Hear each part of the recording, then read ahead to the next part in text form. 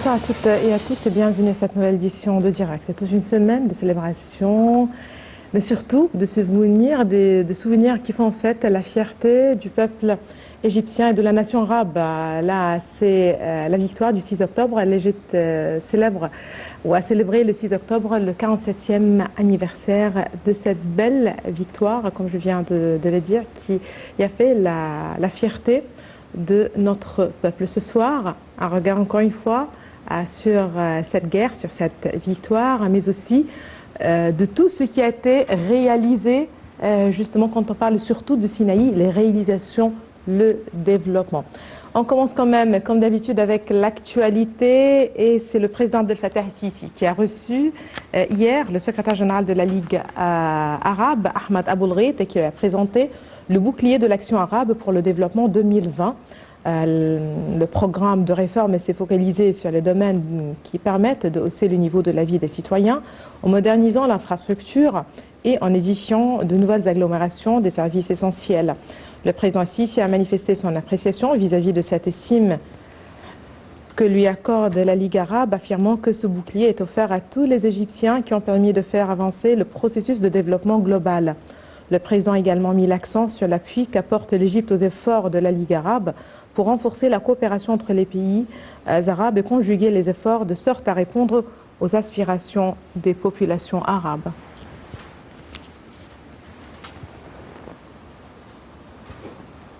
Coïncidant avec la célébration du 47e anniversaire de la victoire du 6 octobre, le centre médiatique du Conseil des ministres a publié un rapport mettant en évidence les projets de développement les plus importants mis en œuvre dans le Sinaï depuis 2014.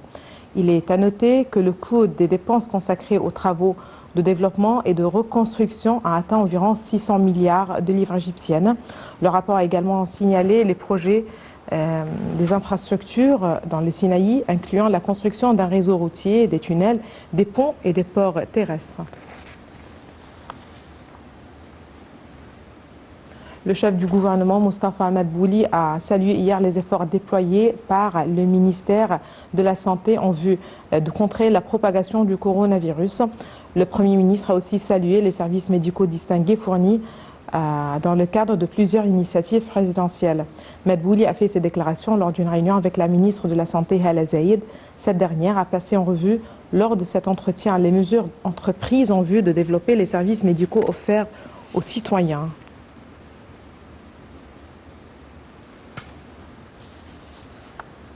La ministre de la Coopération internationale, Dr Rania El-Mashat, a examiné lors d'une rencontre avec le directeur de l'Agence américaine pour le développement international, John Barsa, les moyens de mettre en œuvre cet accord déjà signé en 2020.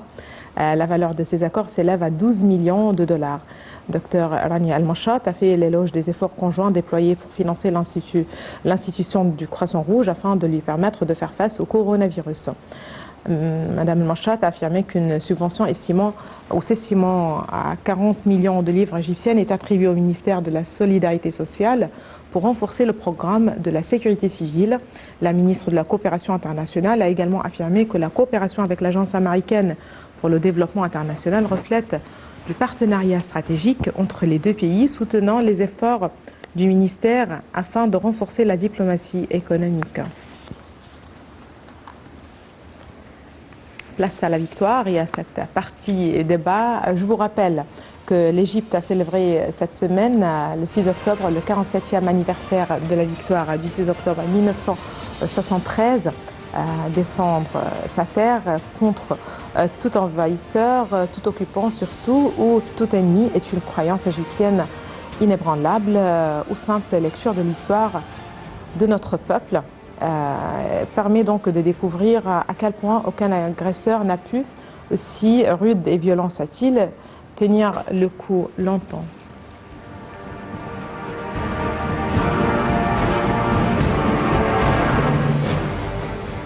La victoire du 6 octobre inaugure une nouvelle ère en Égypte et elle fut le prélude à la libération du Sinaï, commencée ce jour-là. Cette libération du Sinaï s'achève le 19 mars 1989 avec les retrouvailles de Taba avec l'Égypte. En différentes étapes, les Israéliens se retirèrent du Sinaï au nord, au centre, puis au sud, pour en terminer avec l'enclave de Taba le 19 mars 1989. Le Sinaï, terre égyptienne depuis toujours, était enfin revenu à l'Égypte en sa totalité.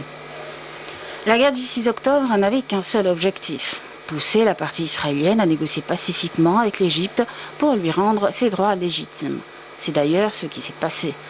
Ainsi, les accords de Camp David ont forcé les Israéliens non seulement à signer en faveur de la paix, mais à appliquer leurs engagements. La victoire du 6 octobre a permis de reprendre la circulation dans le canal de Suez interrompu depuis la guerre de juin 1967, date à laquelle le Sinaï fut occupé par les troupes israéliennes. L'Égypte a adopté l'option de la paix comme une orientation stratégique. Aujourd'hui, sur le sol de la turquoise, d'énormes projets de développement sont mis en place et permettront aux futures générations d'en bénéficier. Depuis la victoire du 6 octobre, l'Égypte œuvre à trouver une solution politique à tous les problèmes du Proche-Orient et en Afrique, à y assurer le développement économique et social et à faire en sorte que chaque pays vive dans des frontières sûres et reconnues par tous. Cette victoire a permis à l'Égypte d'obtenir une grande importance sur tous les plans politiques et diplomatiques.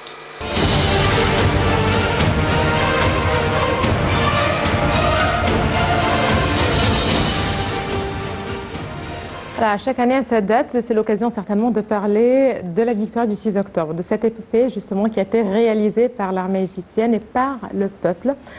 Voilà beaucoup de leçons pour l'avenir, mais aussi c'est très intéressant, c'est très important aussi pour les générations actuelles et les générations futures de savoir à quel point cette victoire était importante justement pour nous, pour la survie de l'Égypte et son peuple. Nous allons parler de cette victoire, mais aussi des réalisations qui ont suivi dans cette partie débat. Et nous avons le plaisir d'avoir avec nous ce soir الأستاذ خالد العيسوي الكاتب الصحفي بوكالة أنباء الشرق الأوسط. أهلا بحضرتك. تشرفنا النهارده. Bienvenue. Nous avons l'honneur à être avec nous aujourd'hui. Comme on disait, c'est une occasion chaque année à rappeler cette victoire qui avait réalisé pour l'Égypte et pour le patrie arabe toute la fierté qu'on vit aujourd'hui. Un coup d'œil sur la guerre du 6 octobre.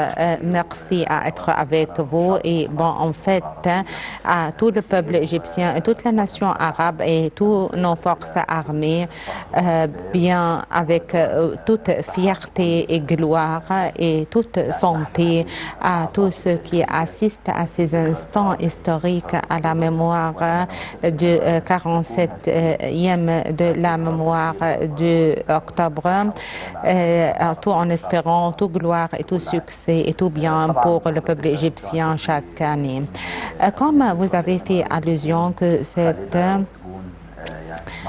victoire est un point de fierté pour le peuple égyptien et pour toute la nation arabe.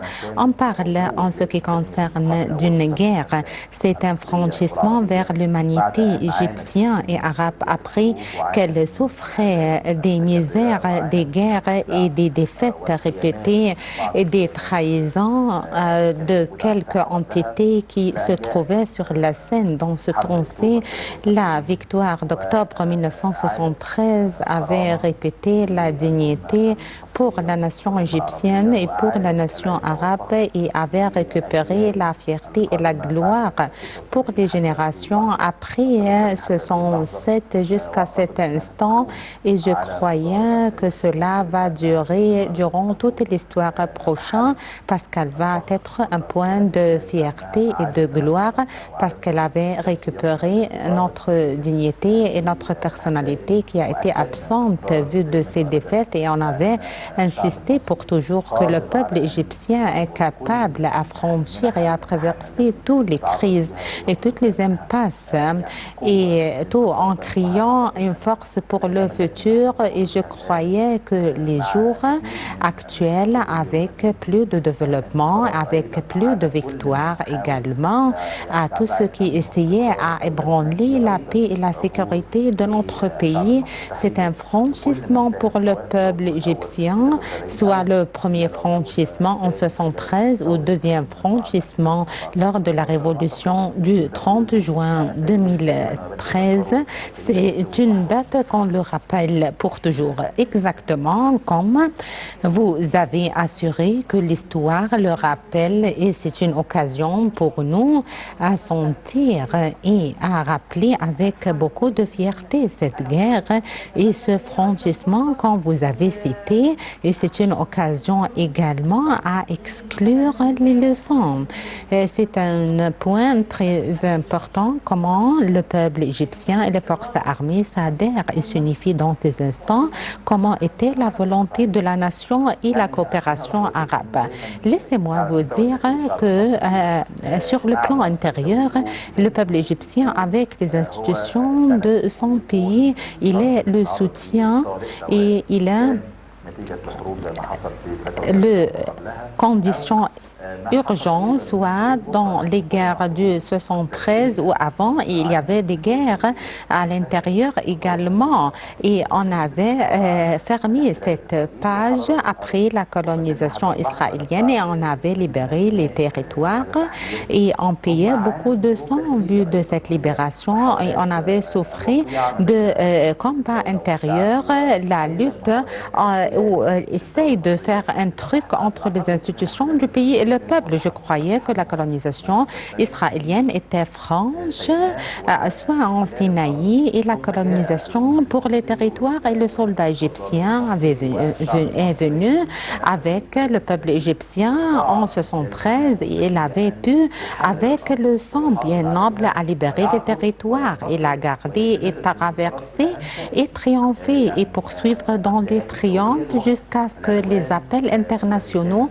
à stopper les agressions israéliennes contre le peuple égyptien, et la riposte était lors de victoires de 1973. Il y avait des combats et des luttes à l'intérieur comme l'emparement des groupes terroristes et jusqu'à cet instant, le Sinaï souffrait de l'occupation des entités terroristes et extrémistes cultivées par des entités égyptiennes malheureusement comptées d'une façon ou une autre au peuple égyptien, et il voulait changer l'entité de la personnalité égyptienne et avait oublié que les Égyptiens se changeaient quel que soit le genre de l'occupation et quel que soit l'agenda étranger. Vous parlez en ce qui concerne des entités terroristes. On rappelle l'opération du Sinaï 2018 et en vérité, en 2018, avait comme but les entités terroristes, notamment le Sinaï, et ce qui réalise beaucoup de réussites et avait encerclé le terrorisme. Dans ces territoires très chers, le Sinaï est très cher aujourd'hui quand on parle et comme on assure pour toujours que pas de stabilité ni de paix sans développement. Aujourd'hui, le Sinaï témoigne un grand développement qui était un rêve pour toujours. Le développement du Sinaï est un fait très important. Aujourd'hui, on commence à savoir ce développement. Exactement. Je croyais qu'après les victoires de 1973 et l'entrée de l'Égypte dans les accords de la paix avait réussi à travers le mécanisme de la politique et des négociations avait interpellé les grands chers, c'est le Sinaï. L'Égypte avait commencé dans ce temps-ci à garder cette partie très chère à nous et je croyais que on rappelle un spectacle qui a été cité dans un des films et qui imagine et photographie ce qui se passe en 1973 et ce qui est avant et ce qui est après. Le peuple, le soldat égyptien qui avait traversé après la démolition de la plus grande base militaire israélienne quand il sortait du couloir pour aller à l'armée égyptien, il avait dit « Je ne peux pas laisser les territoires de mes ancêtres ». Voilà, c'est l'Égyptien et l'Égyptien qui ne savait pas dénoncer à ces territoires et il considère les territoires des entités qu'il ne pouvait pas la dénoncer. Il peut sacrifier avec tout cher, comme ce qui se passe en 1973 et ce qui se passe jusqu'à cet instant.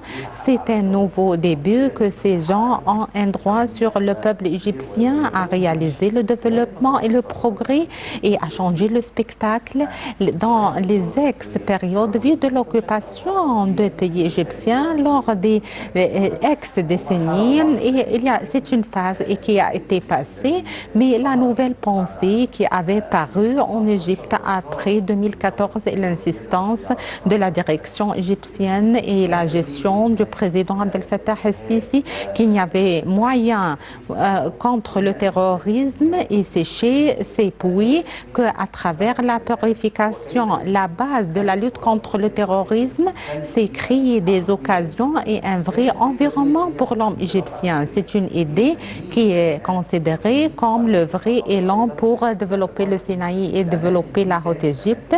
Ces régions étaient d'une façon ou une autre, pour être clair, étaient laissées à côté et il était loin du développement. Mais le président Abdel Fattah el-Sisi, dès qu'il gère la gestion de notre pays dans son pensée et dans son plan pour toujours, c'est de se profiter de cette région et qui collecte entre l'Afrique et l'Asie et il occupait un poste géographique. Il est un minaret pour le tourisme religieux parce que c'est la terre que notre bon Dieu avait parlé avec notre prophète Moussa. C'est un point de paix pour le monde parce que l'Égypte ne parle pas que par ne parle pas avec les langues de la guerre, mais on voulait la paix pour tout, avec tous les pays. On veut stopper les mécanismes de la guerre. On avait lancé l'initiative de stopper le fusée en Afrique et on voulait les négociations et les solutions et c'est la base de la lutte contre le terrorisme et l'occupation à travers la réalisation du développement global en Sinaï. On parle en ce qui concerne des projets qui ne se font pas en Sinaï dans les ex-époques et les citoyens de Sinaï parlaient eux-mêmes comment le développement a atteint leur maison, comment l'illumination, comment ils pouvaient sentir qu'il y avait une entité vraie qui s'appelle l'État égyptien avec leur sacrifice lors des ex-décennies en 1973 et ce qui a appris jusqu'à cet instant le soutien des forces armées et la police a gardé cette terre très chère et dévoilé tout ce qui veut ébranler la paix et la sécurité de cette région. Avec cette aide, il trouvait un moyen pour la présenter et avec le soutien du pays, les pays l'avaient aidé. On parlait en ce qui concerne une région, avant, il prohibe les familles de ces régions à entrer dans les facultés militaires. Non, mais aujourd'hui à El Arish, il y avait des facultés militaires et des instituts militaires et qui présentent des services pour les citoyens en Sinaï. Je croyais que le développement qui se passe en Sinaï est le vrai désir par le président Abdel Fattah el-Sisi et par l'État égyptien, que cette partie intégrale est chère pour l'État égyptien. On ne veut pas le laisser à côté. Après aujourd'hui, il va être devant les yeux du peuple égyptien, exprimant la volonté politique, ces grands projets. Vous avez fait allusion, la liaison des citoyens égyptiens avec ces territoires et l'homme égyptien dont tout place sur la terre de l'Égypte. Les familles de Sinaï se reliaient avec le territoire et à développer cette entité. C'est une occasion à parler à leur rôle joué lors de la guerre 73 et dans tous les temps en réalité. Et vous faites allusion aujourd'hui en ce qui concerne le développement. Vous avez fait allusion en ce qui concerne la situation géographique de Sinaï, les fortunes et les ressources là-bas. On regarde au projet. Vous parlez en ce qui concerne les universités militaires et policiers qui sont là-bas. Il y avait des sociétés également. On parle en ce qui concerne l'agriculture, de l'eau, on purifie l'eau, l'électricité, la purification de l'eau, l'électricité, les routes. Il y avait un seul point qui reliait le Sinaï avec tout le patrie. Aujourd'hui, on parlait en ce qui concerne beaucoup de tunnels, beaucoup de routes tout au long du canal, ce qui donne une impression à se contacter facilement, à être facile là-bas et à exister. Là-bas, point de vue sur ces projets, la planification des territoires est un projet très important quand on parle en ce qui concerne le développement. Je veux prendre comme un témoignage de la réalité et pas des films. Et j'avais une liaison avec un des amis à El Arish et quand il venait ici au Caire, il voyageait par exemple vers un autre pays à travers le franchissement, mais 2 jours ou 3 jours. Donc il ne va pas traverser aujourd'hui, ils vont traverser le lendemain si ce franchissement l'avait raté. Aujourd'hui, il y avait plus de 5 tunnels entre Ismaïlia et Port Saïd dans la région du canal et vers El Arish, le Sinaï et dans tous les pays au nord de Sinaï. C'est une liaison réelle. On avait le contre dans les routes. Il y avait une vue qui n'est pas en futur. Il y avait des entités égyptiennes, soit militaires ou la population. C'était une vue très étroite et je croyais que par la conception stratégique avait des routes. Et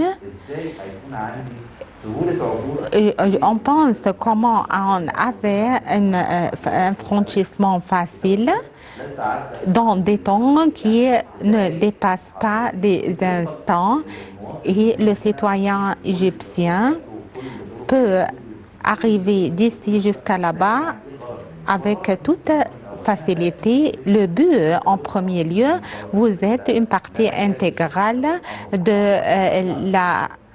du pays égyptien.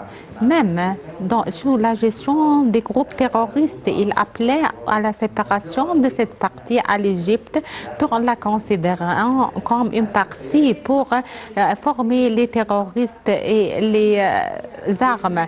C'était la période où il avait cultivé les entités terroristes. C'est la ville de la paix. Ça pousse du sable là-bas, raconte la paix. Chaque soldat égyptien vous libère cette terre pour avoir la paix. Est-ce qu'on peut imaginer que cette terre peut se transférer à une usine pour former les fusillades? On doit être loin de cette partie et cette partie, après 2011, c'était le point séparant parce que c'était la vue dans les ex-gouvernements. Il planifiait avec ceux qui l'aidaient et les autres pays qui soutenaient le terrorisme. Mais la volonté du peuple égyptien et les forces armées qui ne dénonçaient à cette partie intégrale et la prise de conscience du peuple égyptien que le Sinaï est une partie très chère et la culture égyptienne qui est sollicitée pour toujours à la paix.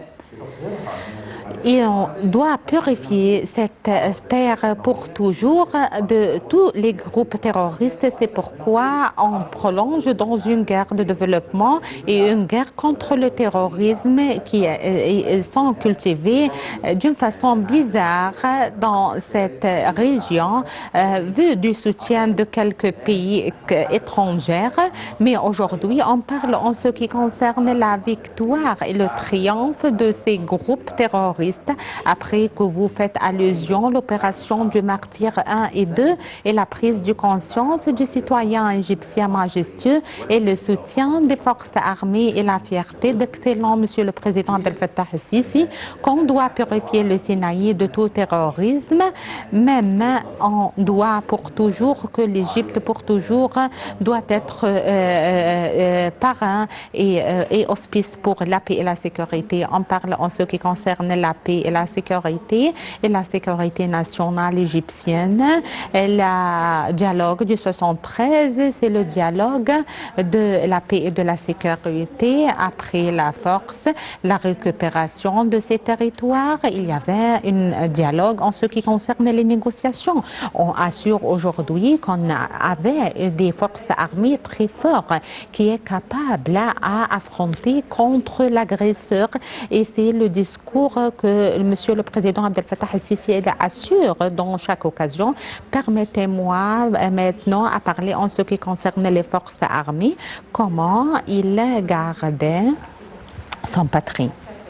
Justement, rappeler que cette victoire du 6 octobre 1973 dans l'Égypte a célébré justement le 47e anniversaire il y a 2 jours, ne fut pas remportée dans le but d'une guerre d'agression, mais seulement pour la libération de son territoire national, certainement le Sinaï.